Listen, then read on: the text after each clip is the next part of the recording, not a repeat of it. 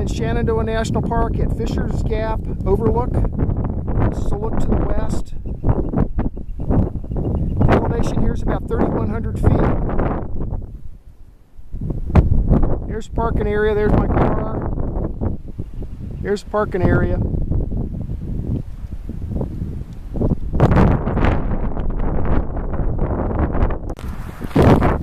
Today's hike, I'm going to hike what used to be called the Gordonsville Newmarket Turkpike. It was built in 1853, and in November of 1862, Stonewall Jackson marched his army across the Blue Ridge Mountains right here at this gap on his way to Fredericksburg.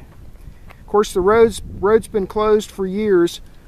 This is the west side, which is what I'm going to hike. This is now called Redgate Fireroad. Over there's the Overlook, and over here's the east side, and this got renamed to the Rose River Fireroad. The whole thing used to be called the Gordonsville Newmarket Turkpike. So Jackson and his army came up out of the Shenandoah Valley from the west over there and came up this road and crossed here and then headed down the east side of the mountain on that part of the road. It's right in Fredericksburg. So here we go, heading down the west side of the mountain.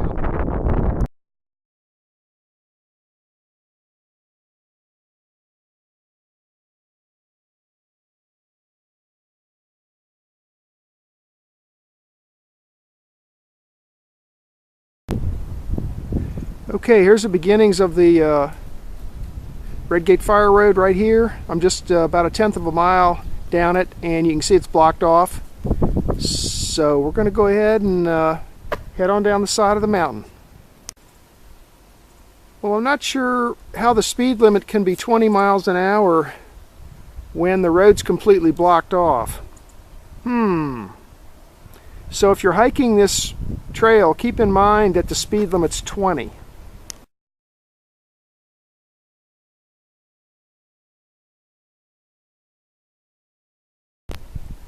Here's a look to the west, looking down into the Shenandoah Valley, the Luray, Virginia area, and the mountains off in the distance are the Massanutten Mountain Range. Here's what it looks like here. Here, take a look around. There's the Blue Ridge. Skyline Drive's way up there. There's where I came from.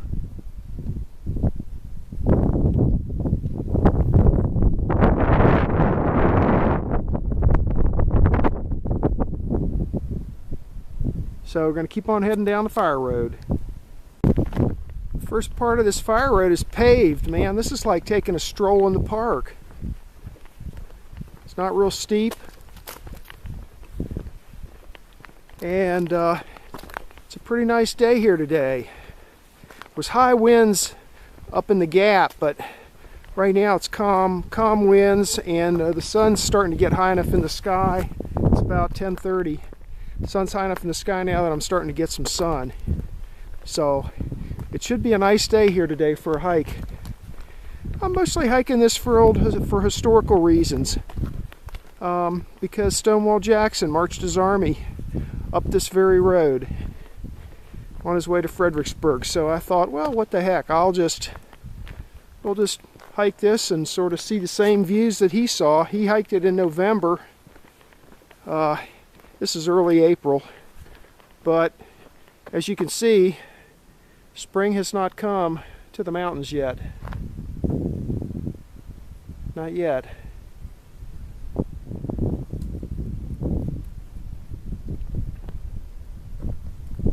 So we'll see what we can find.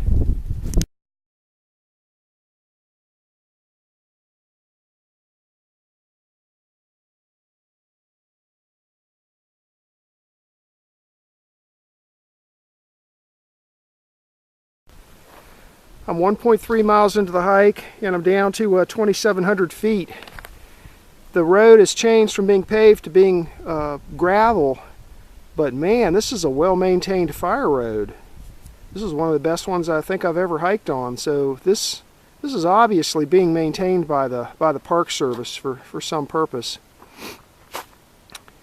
So over there, we'll look to the west.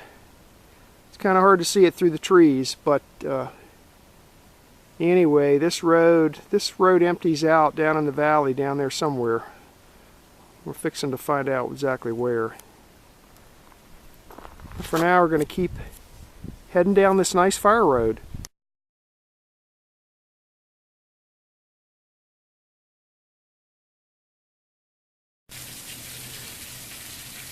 See what I mean about how well maintained this road is? There's a drainage pipe draining water off the side of the mountain. There's where I came from.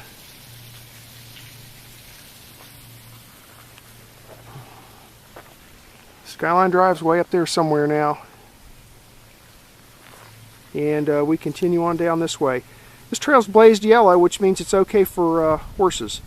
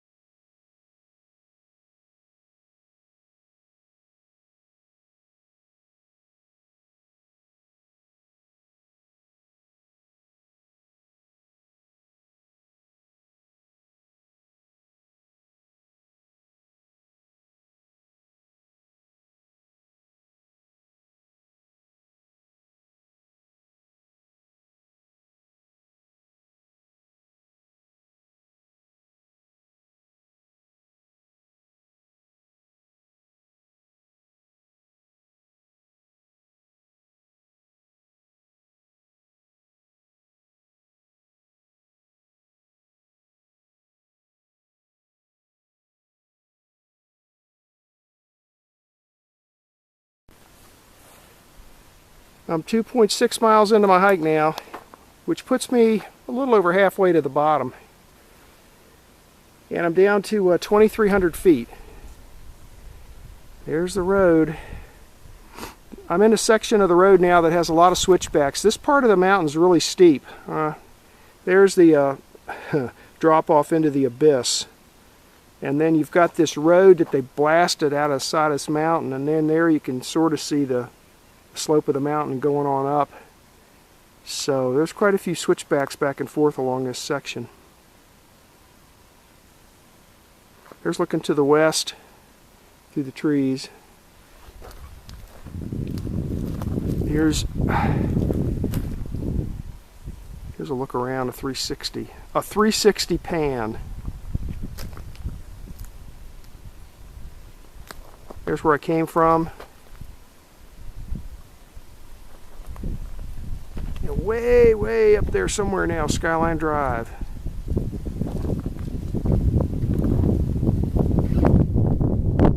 I heard some turkeys gobbling just a few minutes before I turned on the video. Too bad I didn't get them on the sound.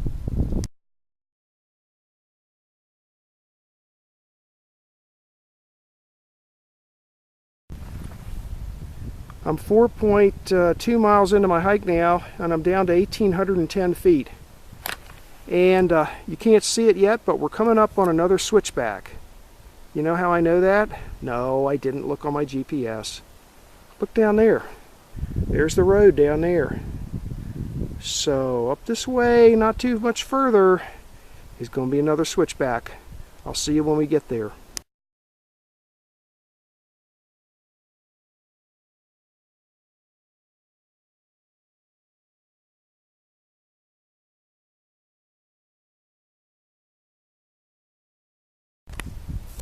Okay, I'm down to the last of the switchbacks.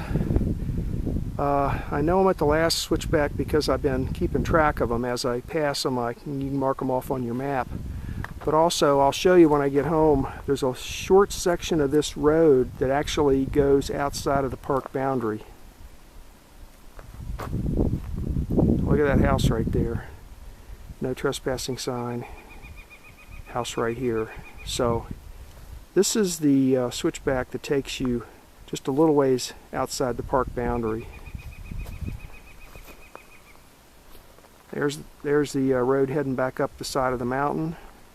And I'm right here on the switchback.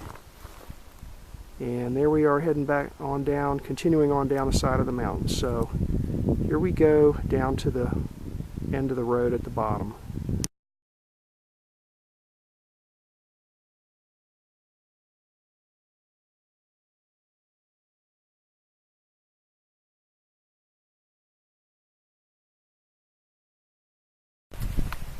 Okay, we're at the park boundary at the bottom. I'm 4.6 miles into my hike, so it's 4.6 miles from Fisher's Gap up along Skyline Drive down to here along this Redgate Fireroad. The elevation here is 1,680 feet. And looking around here, I see some nice big rocks over there. And it's almost noon, so I'm gonna take off my pack and eat a little bit of lunch and rest up some. It's going to be a long 4.5 mile climb, 4.6 mile climb back up to the top. It's not real steep though, but it's, you know, kind of long, and you got gravity the whole way. So let's park ourselves over there on those rocks and eat a little lunch and drink some water.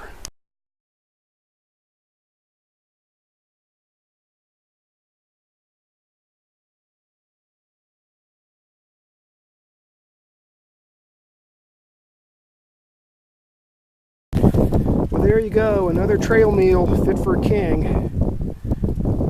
Another Star-Kissed tuna creations. This one's ranch flavor. Yum. They go on these tortillas. I scoop it out with this spork. I have a titanium spork, but it's dirty from the last hike, so I'm using this plastic one. Bottled water. And the trifecta over here, we've got Nature Valley almonds, raisins, peanuts, and cranberries. Man, that sounds tasty.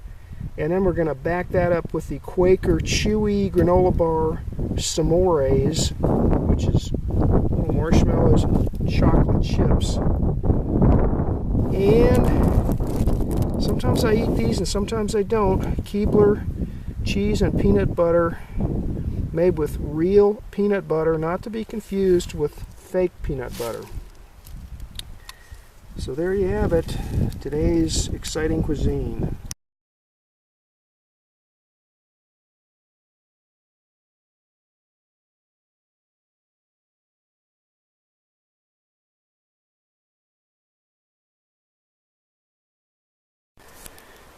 That's the Daypack I carry. It's I bought it at Target, I don't know, 10 years ago probably.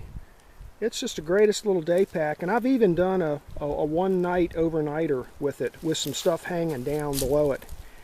It's a Eureka Getaway 2500.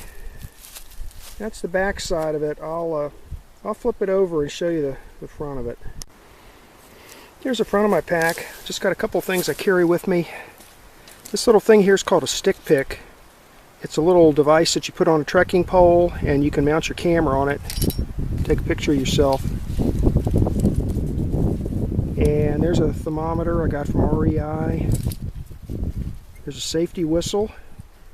I have it taped on with some, taped up tight with some thread, but I can break easily if I need that.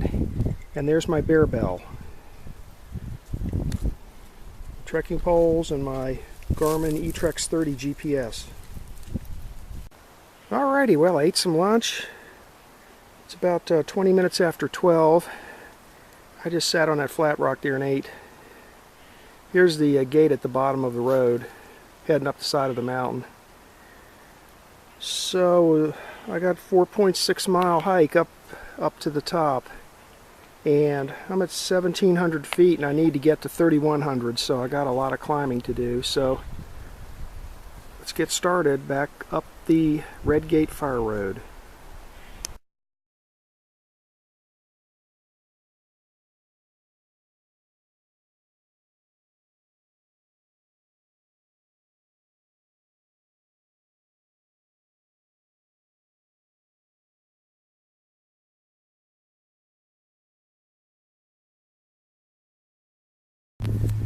I'm up to the first switchback, heading back up the side of the mountain. The park boundary is just down that way, just a few hundred feet. And this first switchback is a little bit outside the park. There's the switchback, and that's somebody's driveway, and you can see a little bit of the roof of their house through the trees. So probably what they did was they decided to block off the road with the gate down there a couple tenths of a mile, just because there's a turnaround area down there. So if somebody's lost and they got up, you wouldn't want them to get way up here on the mountain and then try and turn around on this road here. So they probably blocked it off a little further down outside the park boundary so they'd have a convenient turnaround for people. So we're going to stay on the road, go around this first switchback, and keep heading up the mountain.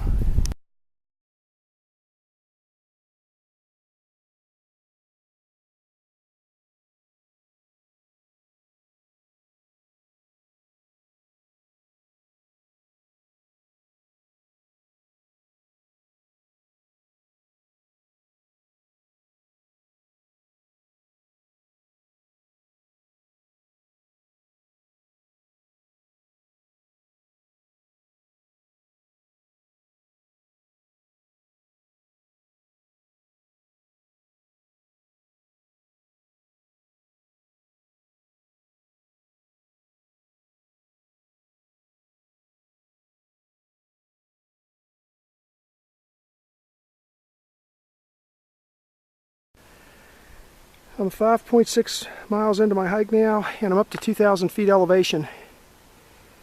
And as I go up the mountain here, here's where I came from. Here's what Stonewall Jackson's army would have seen as they marched up this thing. It's a twisty, turny road right on the side of the mountain. So I'm just trying to envision what they must have been seeing and thinking about as they marched up here and went this way, heading up towards Fisher's Gap, and then down the east side of the Blue Ridge on their way to Fredericksburg, Virginia.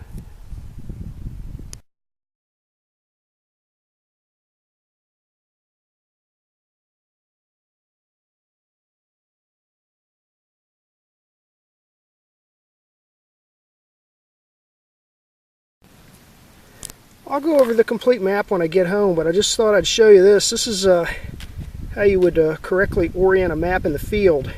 You put this is a US G Island static compass, and it's got a straight edge on it. You put the straight edge against one of these vertical grid north lines, there's one right here, and then you turn the map and the compass together until your compass needle has the required amount of declination.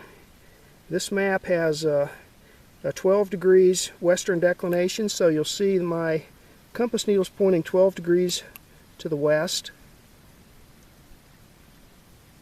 So this map is correctly oriented to the ground. Now, I started out down here, ate my lunch down here.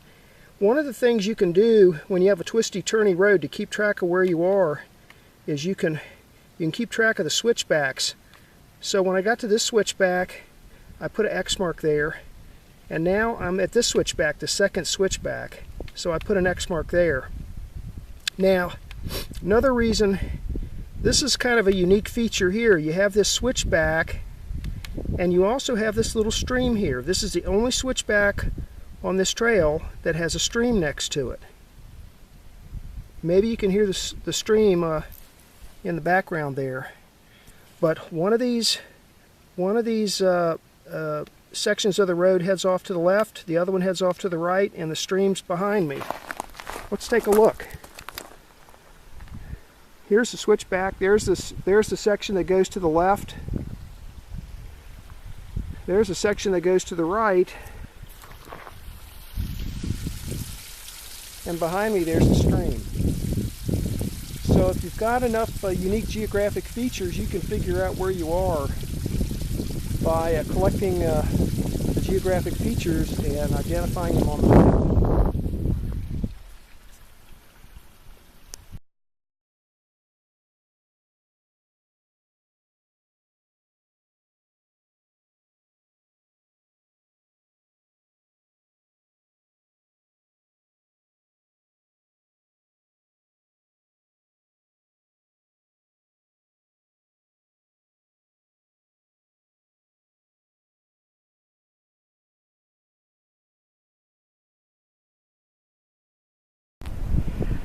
I'm 6.4 miles into my hike, and I'm up to 2,240 feet.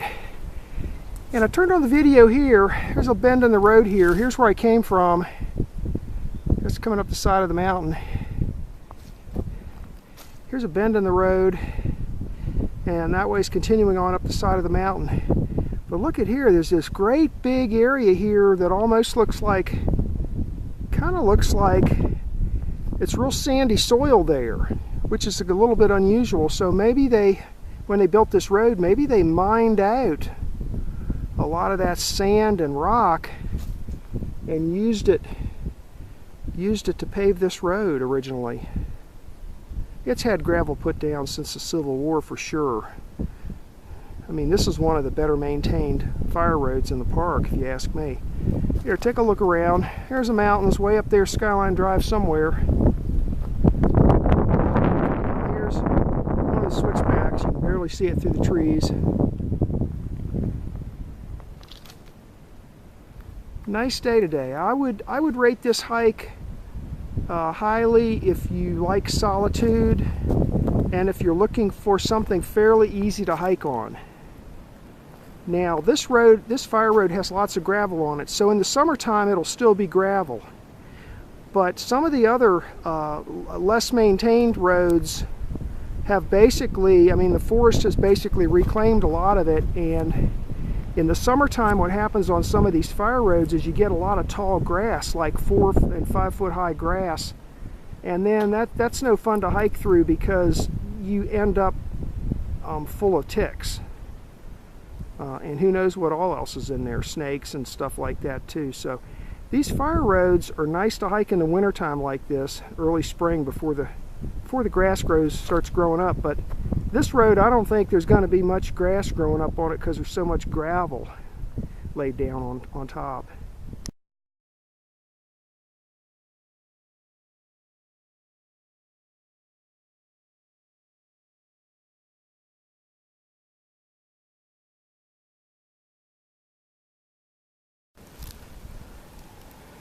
Up to I'm 6.8 miles into my hike, and we're up to 2350. I'm at another one of the switchbacks. You can see it right here. Out there's looking to the west, down to the valley. There's a road coming up here, and I'm going to keep going up this way. At this point I'm hearing some woodpeckers and some wild turkeys in the background, but I think it's too much wind blowing for you to hear it.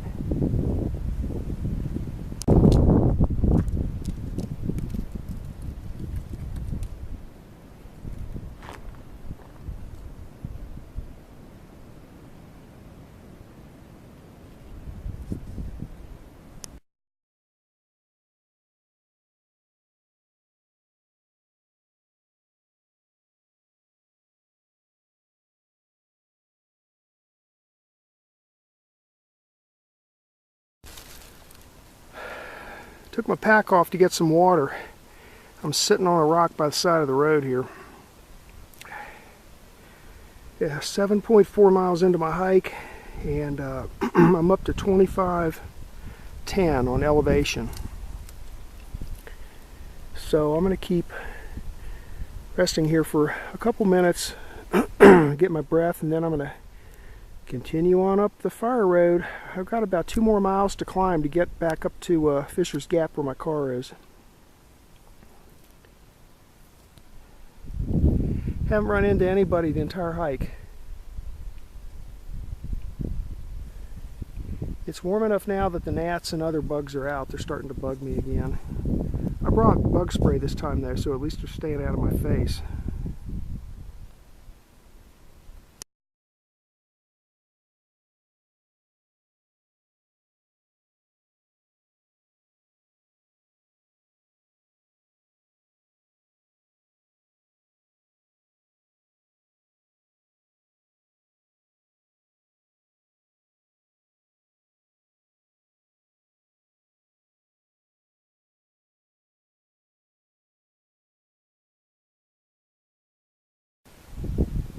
wild turkey.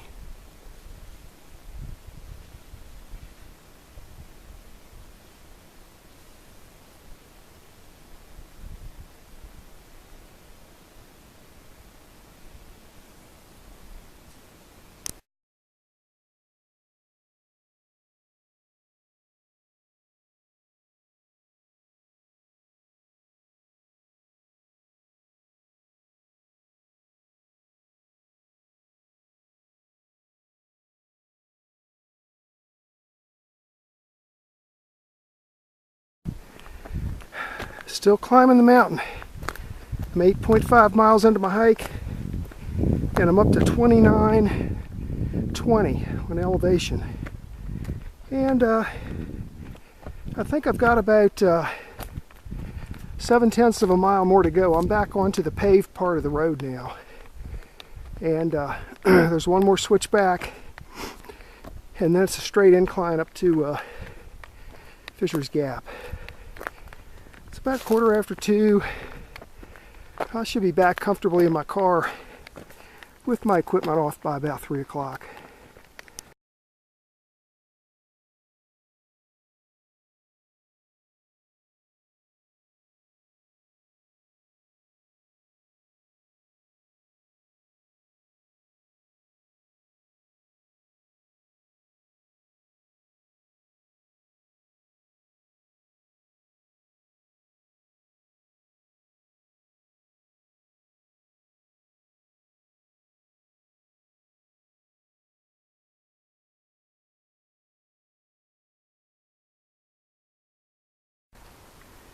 Okay, I'm about 9.1 miles into my hike now, back up to 3,100 feet elevation. I'm at Fisher's Gap. There's a look to the west. It was pretty windy this morning when I showed you this view. There's a few more cars here now. Here's the Overlook parking area. Here's my red car there. And over there is another little parking lot. So, it's been a nice hike. Good for solitude, and I'm gonna take all my gear off and put my tennis shoes back on and get in my little red car and head home.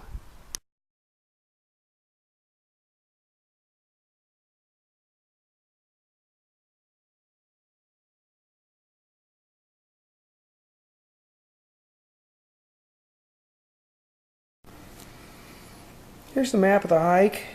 The quadrangle name is Big Meadows, 1994. And what we hiked was is now called the Redgate Fireroad. Here's Skyline Drive coming down, heading south. And here's Fisher's Gap right here. We parked at Fisher's Gap Overlook right here.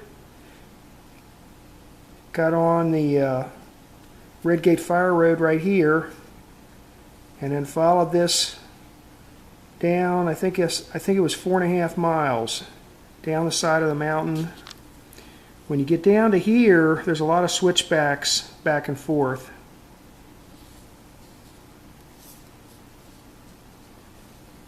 There's one more right there. This little section right here is actually, you can see it's outside the red park boundary. That's where in the movie videos I showed somebody's house. And then you re-enter the park, and you come on down some more, around one more switchback, and there's a gate right there at the park boundary. So I went down to there, ate my lunch, and rested up a little bit, and then headed back up. Now on the way back up, just for kicks, the reason I put these X's here was when you hit these hairpin turns, these switchbacks like this, you can kind of keep track of where you are on the trail. I missed this one, but you can keep track of where you are on the trail if you just mark the switchbacks when you get to them. So there's one there. Come on up. Here's another one. Mark that, and then there's one there. Mark that one.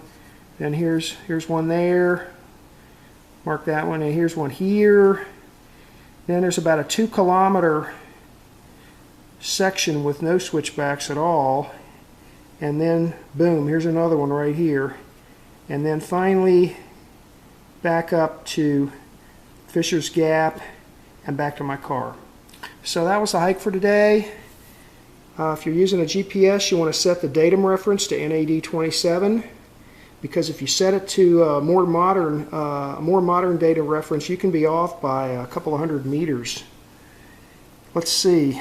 This is about 12 degrees of western declination. And here's an example of compass, USGI Landsat compass on a properly oriented map. If you look at my needle here, I've got it set to the west by 12 degrees, which matches this. So this is a properly oriented map. The edge of the compass goes against a grid line, north-south grid line, just like that. Okay. And if you do that out on the field, then the features you see on the map will be in proper relationship to how you're actually experiencing them. Okay. One of the advantages, these are a little more, these compasses are heavy compared to the other ones that I use with the clear base plate. But one advantage of these compasses is that they don't have, they're not liquid filled. They don't use liquid damping. They have a magnetic damping system. No liquid means no bubbles.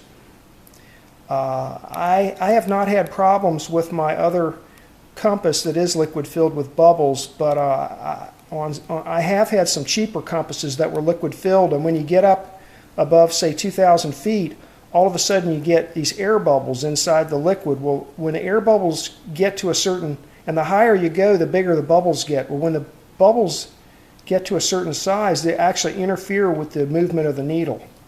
So when that happens, you may as well, throw the compass away and buy a new one.